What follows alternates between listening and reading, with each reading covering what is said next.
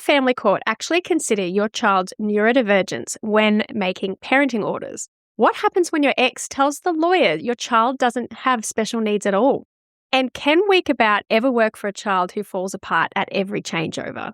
If you're parenting a child with autism or neurodivergence through separation, you're carrying the question most parents never have to think about. How do you break the news to a literal thinker? How do you help them settle into two homes when change is the hardest thing in their world? And how do you co-parent around additional needs with an ex who doesn't get it or doesn't believe it?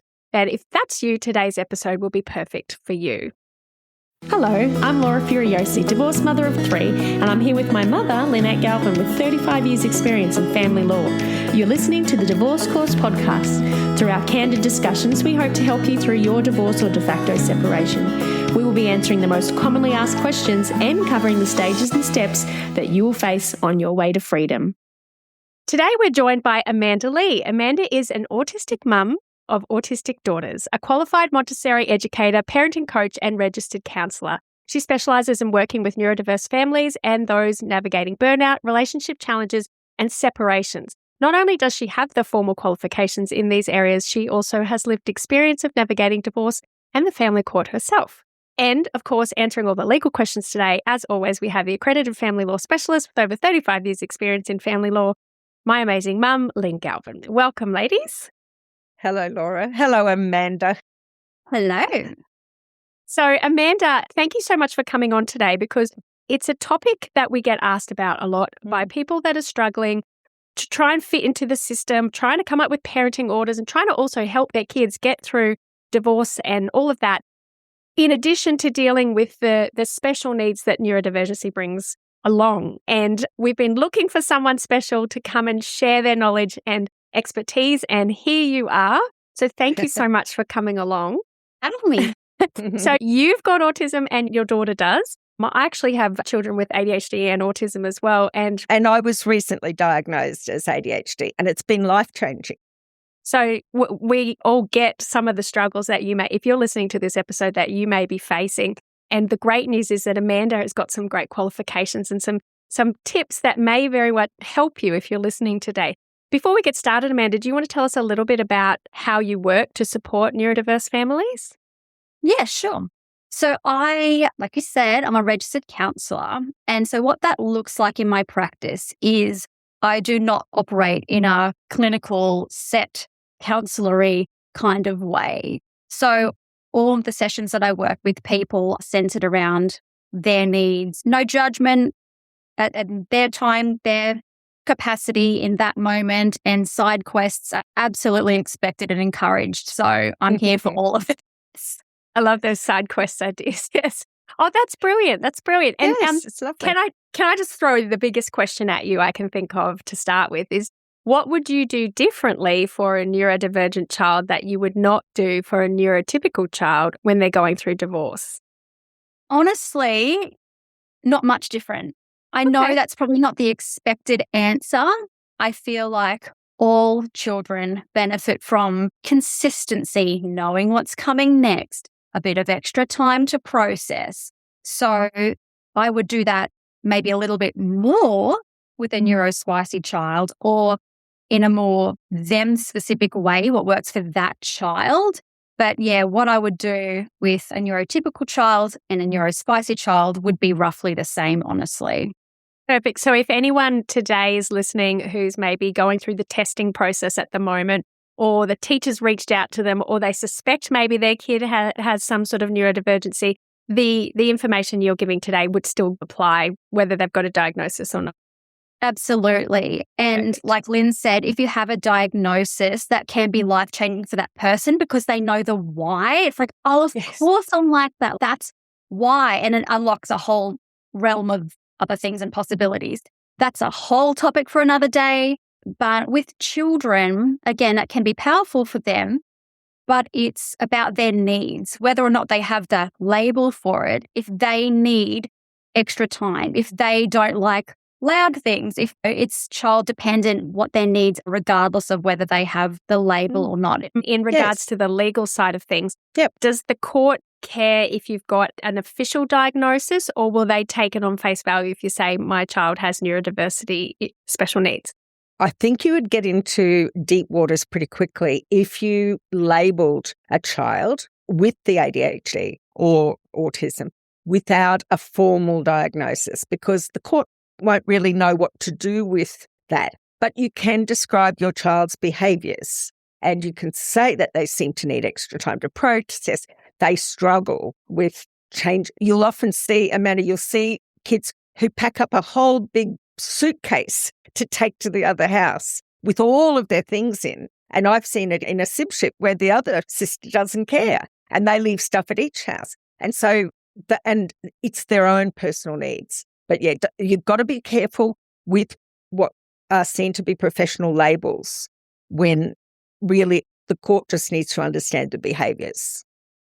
All right. So we're going to go into talking about how to tell them in the early days. Then we're going to talk about what happens with transitioning and to homes. Then we're going to cover a bit about co-parenting and negotiating with your ex. We're going to talk about school and support teams. And then we're going to go into the legal side in more depth. So that's what's coming up. But let's get into telling them and the early days. This is a question we get asked from any parent. How do I tell the kids? What's the best way to do it? From your experience in working with these families, how's the best way to tell a neurodivergent child that their parents are separating? How do you explain that to a kid that's never come across it before?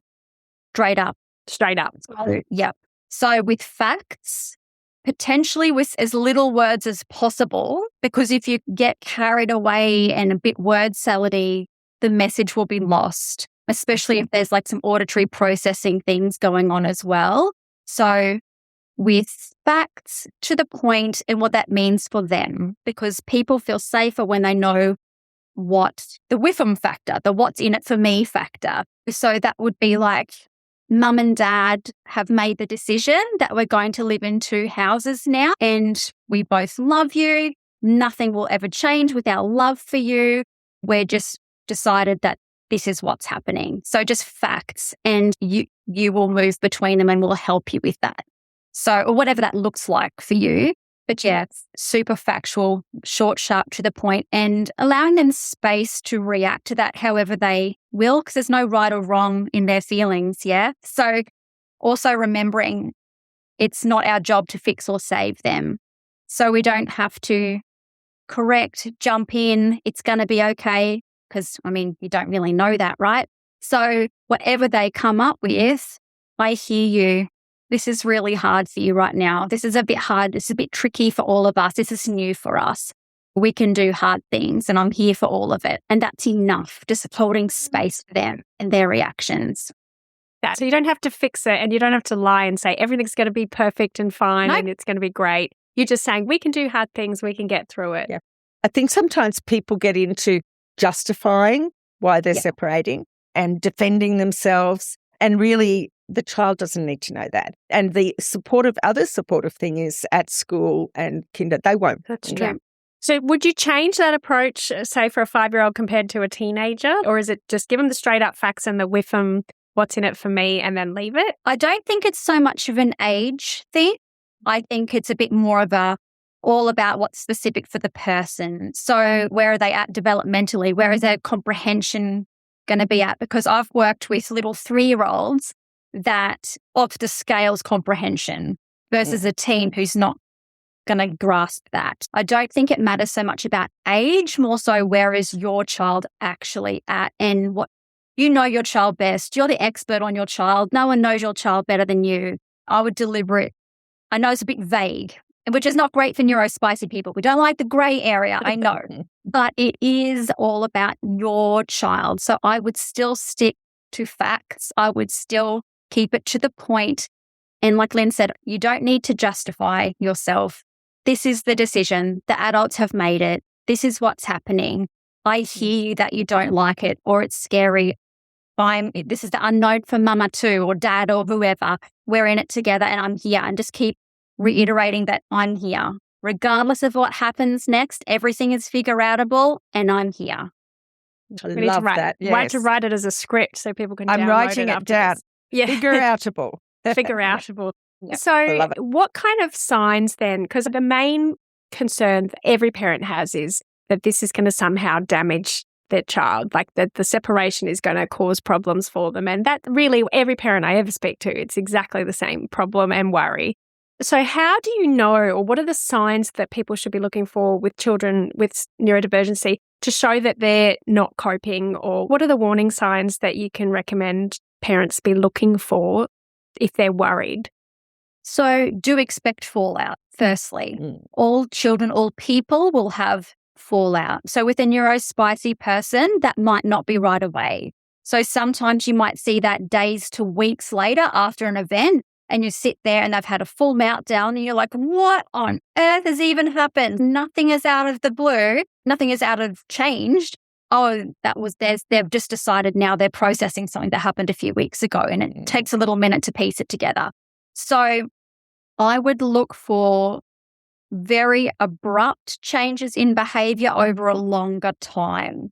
So keeping in mind that, you are going to see big behaviors, big feelings, because there's a lot of misconceptions out there that autistic people lack empathy or they can't feel or they're robots or whatever.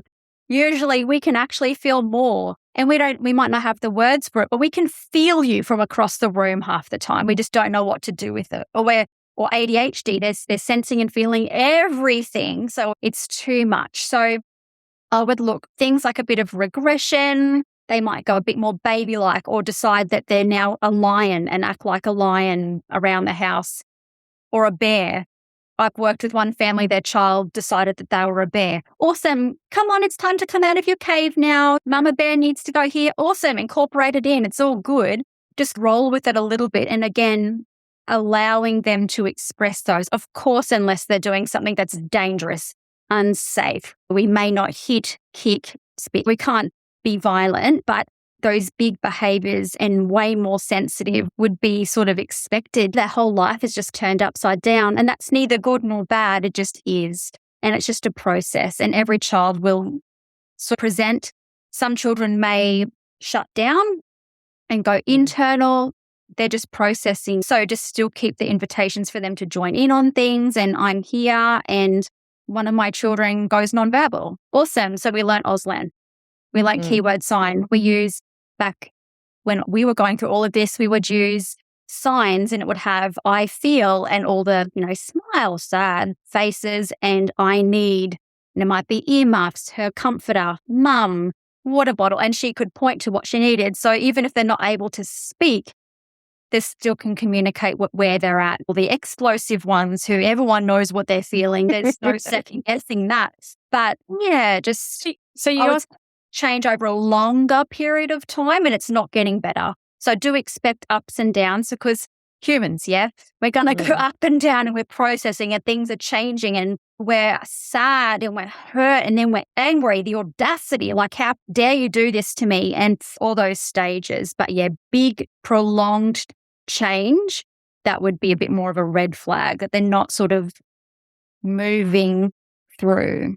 Right. So you're saying to try and build for the initial reactions, etc., just kind of scaffold around it and make sure they're safe, and just let them process it the way they need to process it. But if it's not moving and it keeps staying like that, then that's when you should be reaching out for support. Yeah. And there's no harm in reaching out for support anyway, like getting someone on board, a counsellor, a psychologist, an OT, school, all of those things, having them on board anyway. It might be helpful for everybody, but I wouldn't be alarm bells. I've ruined my child. And pro tip, you haven't ruined your child. You haven't. This is what beautiful life skills they're learning through all of this. This might not be the path that any of you would have chosen. I mean, who goes, I'm going to get married so I can get divorced? No one does that, right? That's wild. Yeah. So it's just life skills. They're learning resilience. They're learning how to cope with emotions. They're learning conflict resolution. There's so many things. You haven't ruined them. Mum, can I ask you, let's use the example of the child decides to become a lion, or they go nonverbal. Is that something that you should be documenting for the court to show, look, my child's not coping? Or is that something that the court would pay attention to? I think so. At the moment, the law is that the best interests of the children are the paramount consideration. And the only way the court can find out what might be in the best interests of the children is usually through you. A family report writer has, an hour or two at tops. So usually through you, the person writing the affidavit, put those behaviours in. And it used to be something simple like, my child plays up to a Wednesday after a weekend at the other house. It's not a slur on the other house. It's just how the child is coping. But yes, you put it through because the court, it says they must consider it. The best interests of the children.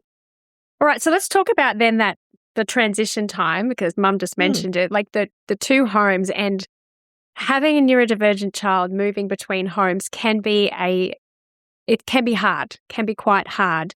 So like, what do you do with your families? What do you suggest helping when they're moving from house to house? Sometimes people can overthink this one a little bit too, because if you think about it, children and people have to adapt in different environments anyway. So think about how they're going to act at home versus how they're acting at school. There's different rules. How they're acting at daycare versus how they're acting at Nan's house, there's different rules, or your house and Nan's house or whatever. So it's just an extension of that. As for transitions, I would warn them what that is going to look like with as much accuracy as you can, always noting that things sometimes might be different, but we're aiming for this. We're aiming for McDonald's at 10 on a Saturday. Oh, whoops.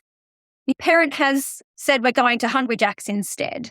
So that might be enough to cause a meltdown. But if you have sort of gone, oh, we're usually going to go here, you're not setting yourself up for failure because of that black and white mindset. You said it was Macca's and now it's Hungry Jack's and I can't even. So a little space for leeway. If there's something that's really special, like a special blanket or toy or whatever, I would try and bring that with them. As for the actual transition, so something that worked with my girls was we had a specific goodbye song, like 10 seconds, that we would do as that's the end. And the reason that this is a good one, so I recommend everyone go check out the Teeny Tiny Stevies. They're a duo kind of band on ABC Kids, iView, whatever it's called. And they do all these songs. And one of their songs is about dropping off to school, and they have a little song. And so it's like one big kiss, one big cuddle, see your mum, I'm light as a bubble, and off they go. So we changed a little bit because otherwise it's like, oh, just one more cuddle, just one more kiss. Yeah. Oh, no, one, and it's got it in there. Sorry, I hope I'm not copywriting their song, but we changed it a little bit. So it's specific to that drop off. And we didn't use that goodbye song anywhere else. We would have different ones for, say, school or whatever. So we had a specific thing. So it's not so much about, like I said, at 10 o'clock this happens, and 10:05 that happens, and 10:15 this happens. It's more about those anchor points. So if you can keep anchor points relatively the same. So on our way to parents' house, we pull through and get a sneaky soft serve on the way. How fun are we? It's our special thing. Maybe do that, and then we do our goodbye song, and here's your bag with your headphones or sensory items or whatever. I cannot wait to see you on tomorrow, whatever. So does that make sense? Those kind of anchor points more so than sameness. Some things remain same, other things can change. So it's kind of like bedtime. If you don't have a routine and a transition to go, this is awake time, this is bedtime. It's the same thing. You're just showing them in markers, we're doing this now. Okay. And I know you said kids have to get used to being in different places, like they go to grandma's or they go to somebody else's house. But do you think it's a good idea to duplicate everything so the kids have got the same bedding, the same sensory stuff? That is amazing.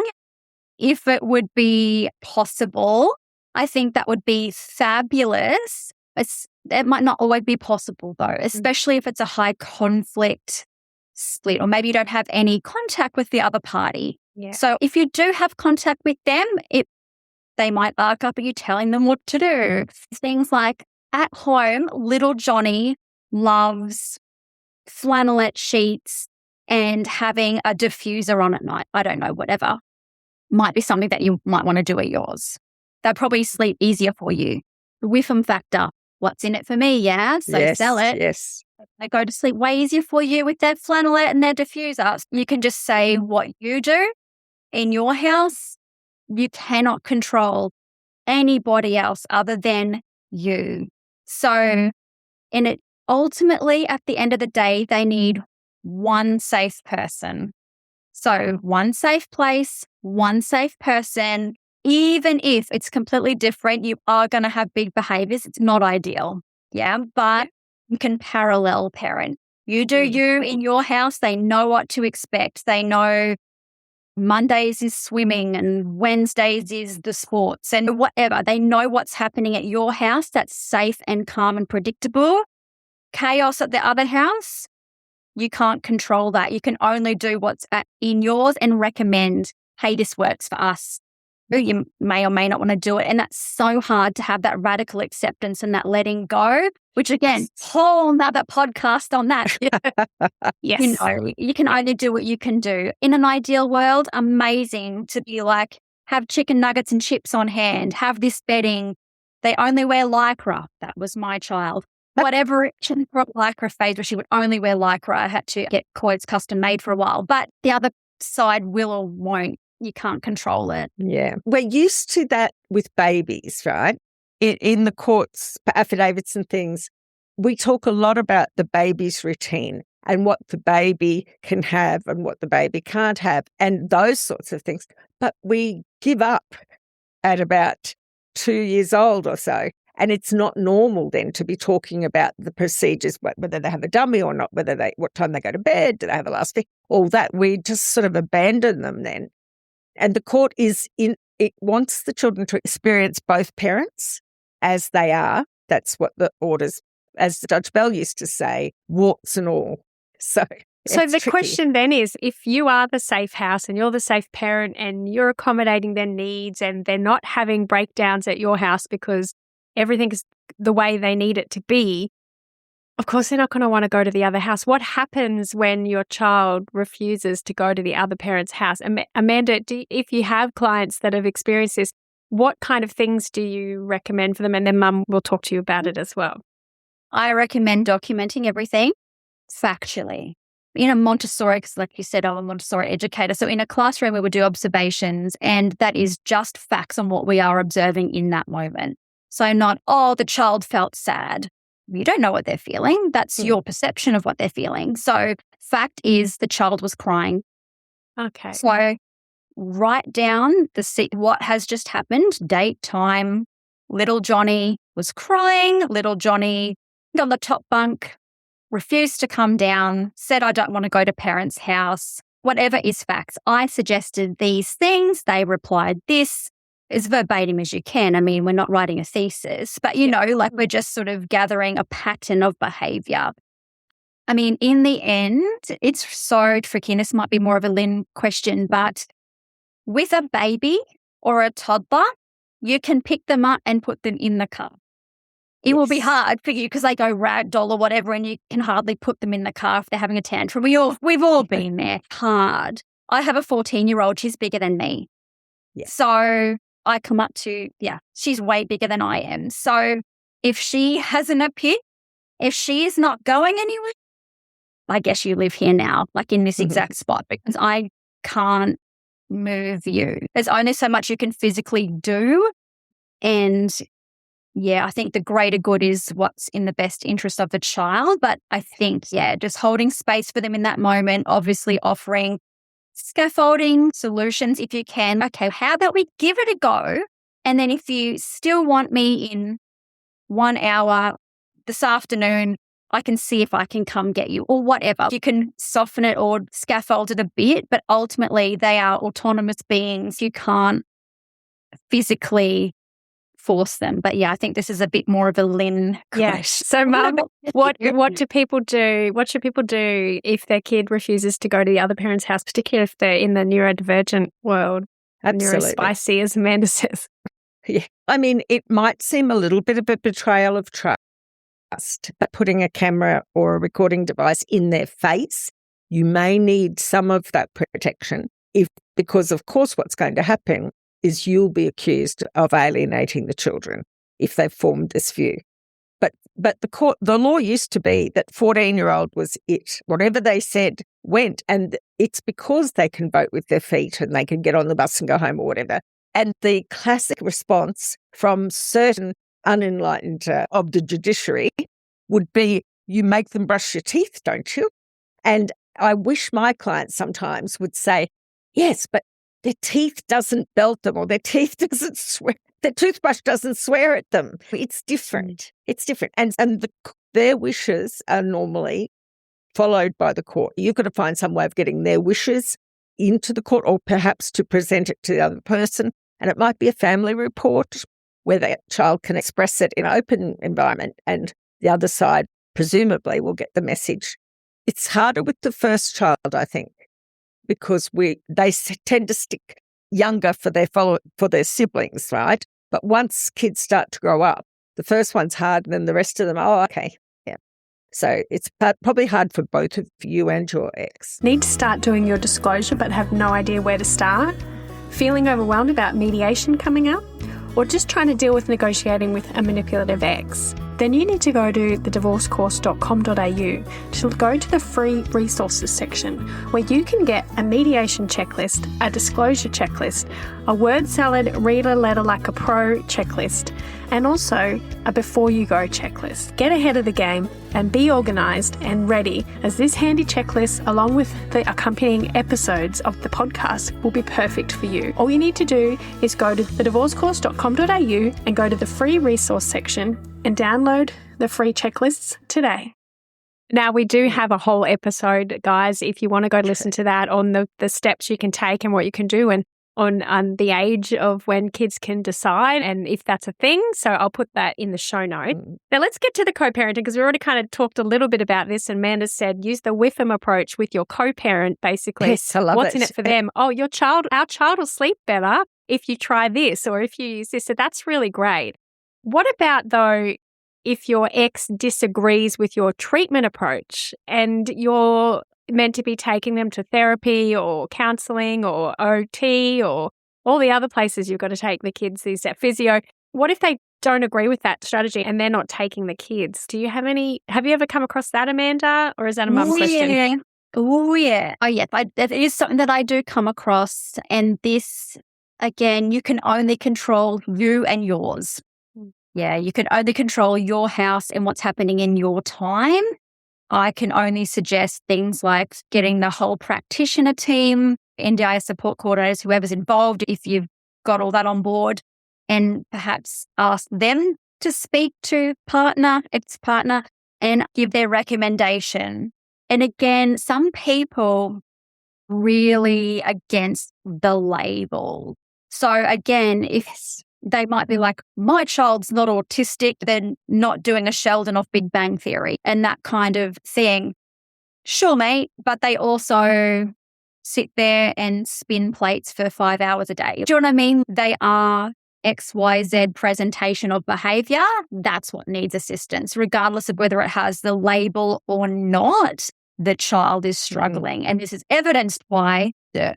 But yeah, you can't really force, you can't control the other side. So again, even if it's a week on, week off sort of thing, at least they're going to therapies every fortnight, and you can let your NDIS people know, but NDIS things shift around a little bit with legislation and support coordinators, what they can and can't do, that kind of thing. But just have it documented that there's nothing. You would love them to be at OT weekly. However, you can only take it. Like you can only do what you can do, and the world won't end if they aren't strictly at therapies every week. Will progress be slower? Maybe. But you can only do what you can do. You can only control you and yours.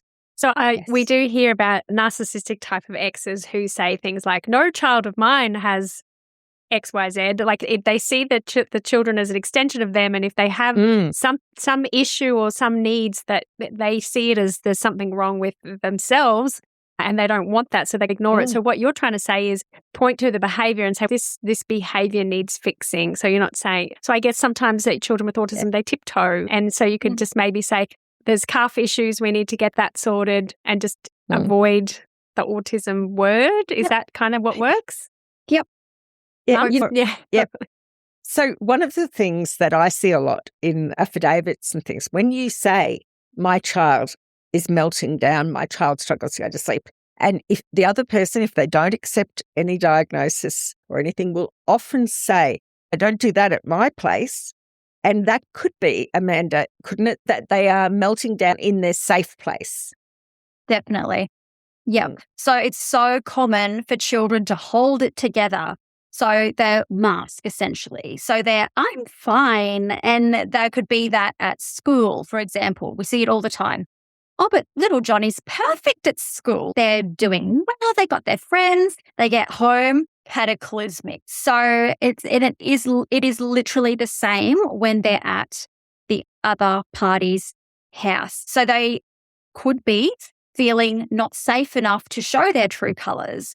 And so that's why when they do come home to your place, you're like, oh my gosh, strap in. We're in for 3 or 4 days of just big behaviours, okay? Aren't we so lucky? But we do. We are the safe space. So they're going to show the warts and all. They're going to show their true colours and let it all out because they trust you enough to hold space for them. You're not going to shy away from them. You're not going to go, ew, too much. They can't hold it in forever. Cracks will come through. It just depends on what that looks like. And also something called the Fawn response. So a lot of us are familiar with fight or flight responses. There is also another one called Fawn. So that is similar to people pleasing. So I think earlier, Lynn, you mentioned the child can say to the report writer, nah, I'm done. I'm not going to other parents' place. Mm-hmm. I've had enough. This is nonsense. A Fawn child might not. They might go, Yes. I love going to the other parent's house. I have the best time. And then they walk out and go, oh, thank goodness that's over. I have to see them next. And you're like, oh my gosh, that was your opportunity to say it how it is. But that is just, it's a protective mechanism for them. So you might see the Fawn angel child at the other house and then at your house, not so much. But that would be in the realms of normal too. Yeah. The courts recognise that, Mum? Do they recognise that the kids have the meltdowns at the safe parent's house? Oh, I don't know about that. I mean, I think it's from my experience and as parenting and also through law, but there's no case law about that as far as I'm aware. So what you would need to, if you're bringing evidence of that to the court, you would need a professional to be asked those questions. And if it's a family report writer and you are at trial, you could put the family report writer in the witness box and then ask them, what if this, what if that? But it is a very common thing. And it just means they know you'll love them no matter what you do, but they're not confident that's the case in the other house. All right, let's go on to support teams and school because that is something that a lot of people have to deal with. So how do you handle the school? Who tells the school? What are your recommendations on communicating the divorce process with the school and support people, Amanda? Do you go out and do it or do you do it together as a co-parenting? With co-parenting, what kind of strategies do you have for that? I would think it depends on your relationship with them, the former partner. Mm-hmm. I think that it's probably just easier to notify them yourself. Then you know it's done. It's one tab closed in your brain. You've got 3,000 open. Let's just close one off. Flick a quick email across. Heads up, just letting you know this has happened or is happening or about to happen or whatever. Little Johnny might be a bit dysregulated. Can you please keep me in the loop and can you please keep some observations on file, as that'll be really helpful. Yeah. Cool. Are there any other additional outside help that people can get if they are going through this with their child and going through separation that they could look for? Obviously, I think you help people. That's anybody else? Yes. So, counsellors, just have a look through what their specialty is because counsellors, psychologists, psychiatrists, they will usually have areas of interest. You would be getting the most useful help for you, the most useful support if it is in the relevant area that you're going. Like you wouldn't go, if you want to do careers counselling, like careers coaching, you wouldn't go to a grief counsellor particularly. Do you know, like they're different domains. So I would try and choose somebody that specialises or has an interest or a background in this field. So neurospicy, trauma-informed, that kind of thing. And usually people can all work together, like the practitioner teams, and there's apps even. There's one called Understanding Zoe, and you can actually get it through NDIS. I highly recommend it. It's like a one-stop shop where all the practitioner team can input their notes in yours, and it's got AI in it. And everyone can, interact seamlessly through this one-stop shop for that child particularly. So things like that to help keep everyone on board instead of having stakeholder meetings all of the time, which will cost a fortune. You're paying for 3 or 4 different practitioners plus the school. If they're at school or homeschool, you don't have to worry about the school. But I would say counsellors, psychologists, OT, play therapy, that kind of thing. That's brilliant. I never knew about that. That sounds like a really good app and that'll take away some of the, if both parents can have access to that, that takes away some of the admin that sometimes can be put on one person and the other person just sits back and goes, well, you didn't send me that report this week. So that'd be really good. It's really good as long as the other person is on board with what's happening. Otherwise, I think they can put a spoke in the wheels and stop these things happening. And some people feel very attacked when their child is being taken to therapy by the other parent. They may be worried that you're influencing the child or what's going to be said about the child. So one of the ways that the court is trying to deal with this is to label some counselling session if they make a court order, they will say for therapeutic purposes only. And that means you even, under the protected confidences legislation now, you can even suggest that the court and the other side shouldn't read those notes, and even you shouldn't read those notes. This is for the child. We're not evidence gathering. Evidence gathering is what happens when we have a single expert look at the child. But then you're giving your child the best support through divorce without trying to point score or having the other side projecting onto you what they probably would do if they had the opportunity. Yeah. Okay, let's get into the legal side, Mum. Yeah. Does the family court consider neurodiversity? Do they for kids? Yes. Yep, they do. They look at that and they are able to accept some general things, usually something pretty glib. The parents will put it in their affidavits usually, and it's, my child is autistic. They really struggle with transition and they need familiarity for their development. And they'll listen to that quite more for a younger child than they might for an older child. And I think it's the masking. I think it's the masking because we can't be experts in everything, I guess. I know. Yeah. Anyway, so how do you show the court that your child needs their specific, like how do you, in your affidavit, for example, or in mediation, how do you convey to the court or to the mediator or to your ex the specific needs or the routine or the care? How do you communicate that across? Okay, so for gravitas, I think that the NDIS plan is not a bad start because the court can then rely on the fact that people have assessed the children as needing the occupational therapist or whatever it is that you are getting for your child. Otherwise, you have to just advocate for your child. This is what my child needs. And it should be in your affidavit before the family report. So the family report writer can comment on those things. Now, Mum, I think I've heard you say before, another way is to show the experience you live with and the daily routine. In the morning, I have to pick little Johnny out of bed, take him to the toilet, and then we have to do this physio, then we have to do this, and then I have to do this, and like really make it live just one whole day of all of the things that you have to do that a judge might not get in their head that it is involved in taking care of a child that has extra needs. So that was another thing. I agree. Now you talked about family report writers, Mum. Yes. Can you ask for a report writer with neurodivergent experience? Because I worry sometimes they don't get it either. You and your ex are choosing a family report writer as a single expert, usually, right? And so you can look at their reviews and ask around and find people who are, firstly, probably if you need it, trauma-informed, and of course, if you need it for your child with their neurosplasty brains. I mean, there's subtle signals that they put out for when they look on their webpage, you'll see their kind of interests, special interests. You don't have that luxury if the court appoints someone to make a family report for you, although you'd probably be $5,000 better off because the court will do it for free. But again, the people who are working in the court in that capacity, I would expect are very well trained in that area. It might be an area for us to advocate in a little more, but yeah, they are very well trained with that. But you have to have mentioned, you have to say it, you have to have it in your documents if you're going to court. You have to put it right there at the notice of risk and abuse for the child. You can say, it's just, I don't think my ex accommodates my child's needs. My ex denies the child's needs, but here's the NDIS plan.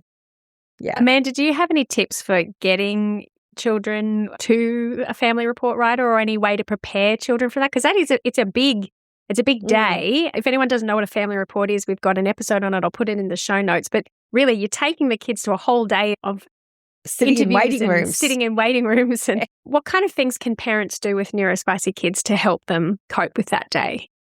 Explain to them what's about to happen, but little asterisk conditions apply. I probably wouldn't tell them too far in advance because that's how anxiety builds up. So, I mean, again, you know your child. Is half an hour before enough, or the morning of, or the night before? You know your child, but I wouldn't do it 3 weeks out. Oh, by the way, in 3 weeks we're doing this thing. Hard no. So keep it close to the time. Explain, this is a new experience for all of us. We're going to meet a person, and their job is to help our family. They care about you. They care about us. It's like a teacher at a school who helps and watches the kids, and then they give a report to the principal. Same thing. So they're just here, very safe person. I won't be far away. I'm not exactly sure what's going to happen on the day, but it might look like this. I mean, if you can, you could make up a little social story for it. But again, okay, I'm going to go devil's advocate here. If you're saying your child is neurospicy and the other side don't believe it, how can I say? It doesn't matter if your child goes in there and melts down deluxe, okay? Because this is real life. So in my experience, I took one of my children to their pediatrician who we've been seeing for 9 years, and they melted down proper.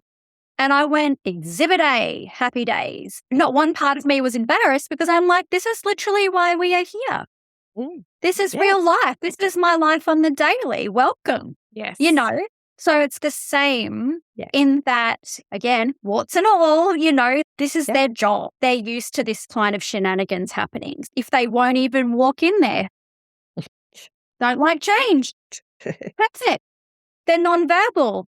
Told you, cool. They refuse to answer anything. Model. So don't worry too much about the outcome of it. And I think that might it is a stressful situation anyway, especially if there's neurospicy parents, because we don't know what to expect. So we're out, and it's a heavily weighted experience, right? A lot depends on this. So of course we're going to feel nervous, anxious, all of the feels. And again, allowing space for all of those, but it's okay. It will just be what it is. Don't try and control everything because we can't. And this is just something that we have to do. Would rather not spend a whole day in a clinic, but come on, guys, this is just what we're going to do. Let's choose our favorite music on the way. Also a sneaky soft serve or something. Whatever you can, but this is, we can do hard things. It's just something we have to do. I know you don't want to do it. This is maybe what we can expect. And then let's have a favorite dinner for tea that night. Yeah. You need to be so careful, don't you? Because the report writers see coaching in children.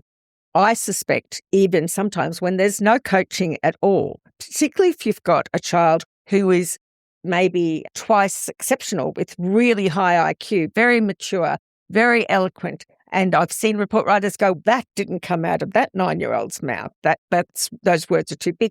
And they don't understand. So you are pushing it a little bit with them. And the report writer's trying not to be swayed, I guess, by either parent. And if you've got one who says, no, perfect at my place, and one who says, this is how they are, then I think in a way it might seem harsh for the kids, but maybe taking them, like you say, warts and all, without your careful preparation, it's only one day.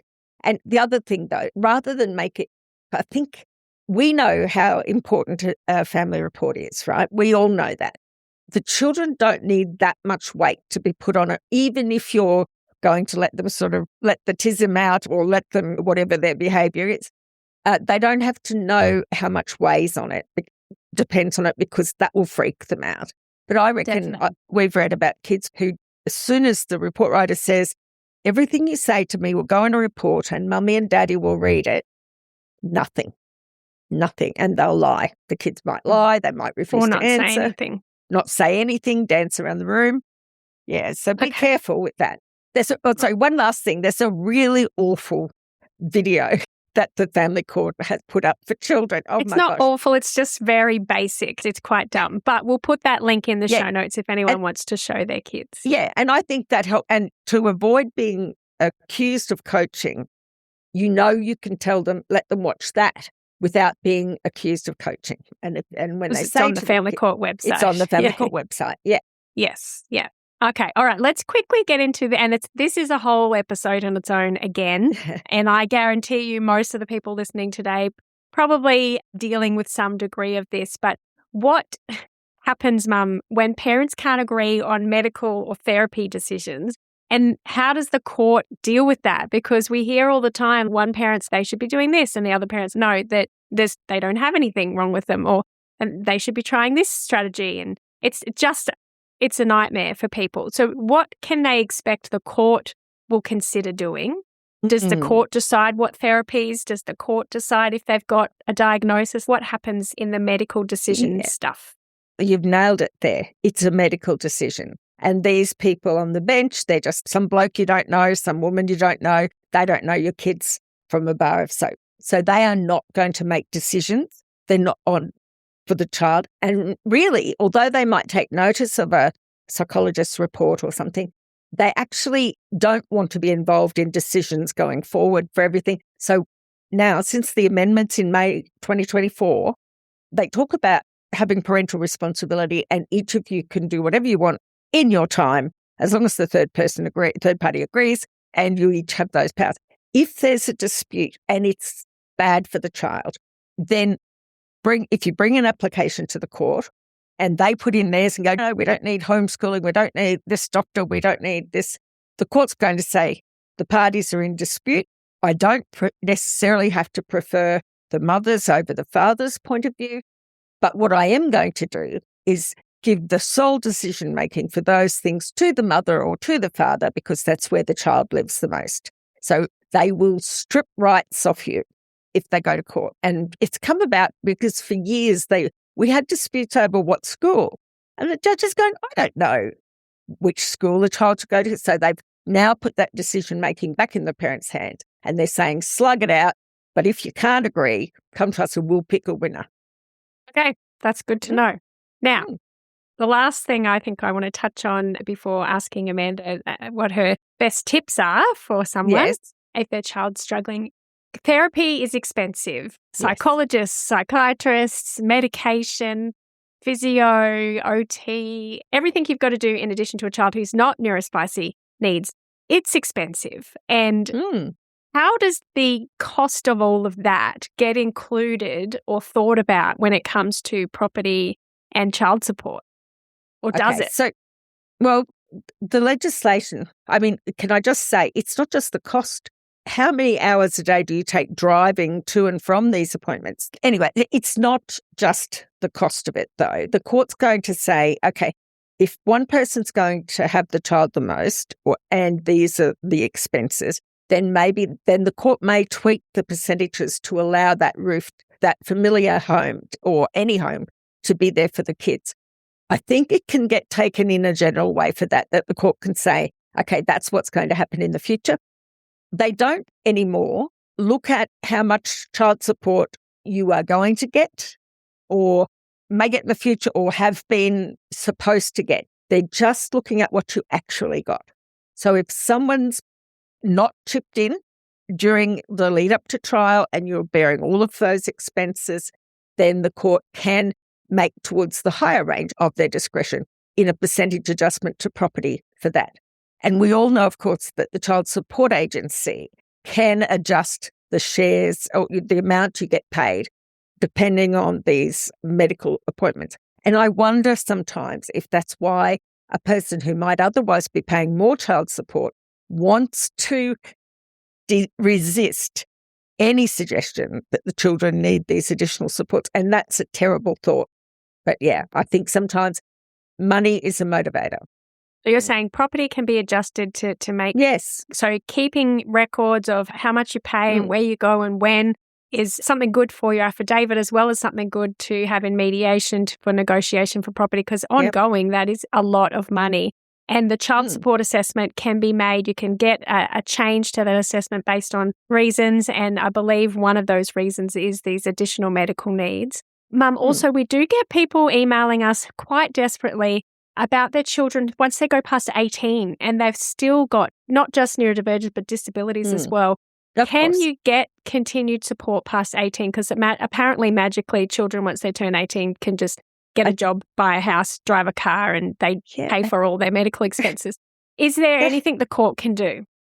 Yes, I can tell you that isn't the case, the 18-year-olds, and I don't think anyone. But except the Child Support Agency goes 18 or finish high school, whichever comes the later, then you're out. And the Child Support Act does not apply. But there is a thing called adult child maintenance.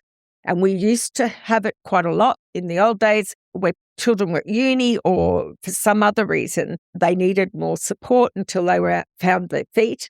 And the court would order adult child maintenance, usually to be paid to the person with whom the child lived. Now, since those days, there's more of a move towards roughly equal time. But the court also has said, get a job at Macca's. They're harder on the kids now, and we hardly ever see adult child maintenance. And the only ones who really are successful are the disability ones. And it's when they're unable to do anything that you might need the support for them, or unable to properly support themselves. But, there's Macca's, there's LD. The court's quite hard about that. But it's there. I don't want people to forget that it's there. And I guess negotiating for property settlement, always think about after 18, am I still going to need support? So just make sure when you do your property settlement percentages, you're accommodating that.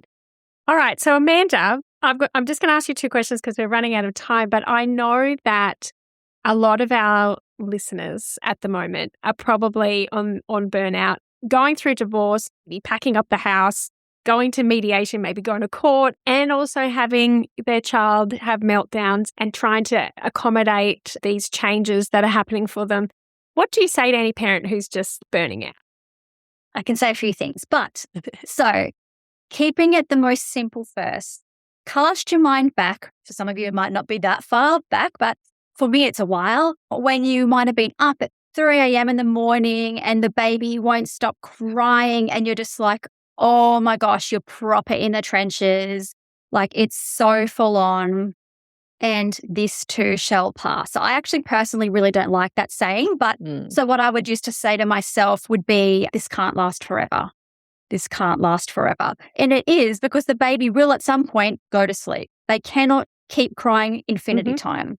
So when you're in the trenches and you're juggling all of the balls in the air and you're using 850,000% to do so, this can't last forever. This can't last forever. And just grounding back into that and just keeping everything as simple as possible.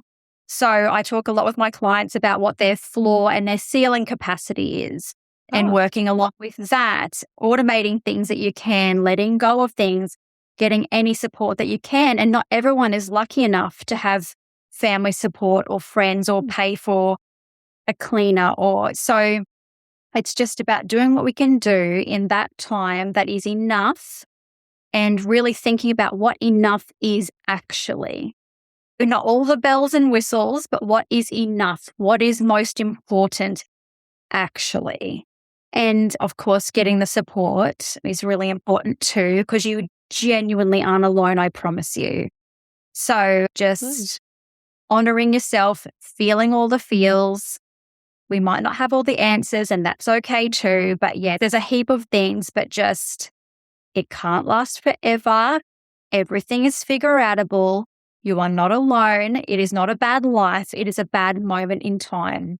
and we get all really caught up in all the what ifs and all the future. I know because I've been there too. So, but it's like all of the what ifs and all of the future stress that you're worried about, it's not even real because it hasn't happened. It's a story that your brain and your body are trying so hard to protect you with, right? Like everything your brain and your body are doing is to protect you.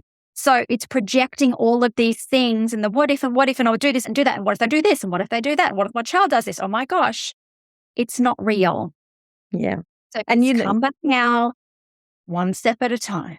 And it is really hard, I think, when you've got your ex taking pot shots at you and you're parenting, because when your kids were little, Laura, and I had a uni exam or something, I just made sure you were fed, put to bed and got to school or got to kinder. Everything else went to God. And I didn't have any Instagrammable people that, oh, look at that person's pantry. I have a fancy pantry now, by the way. But in those days, after the last exam, I would come home, clean the bathtub and clean the house. The family court has a concept of a good enough parent, and we are all good enough.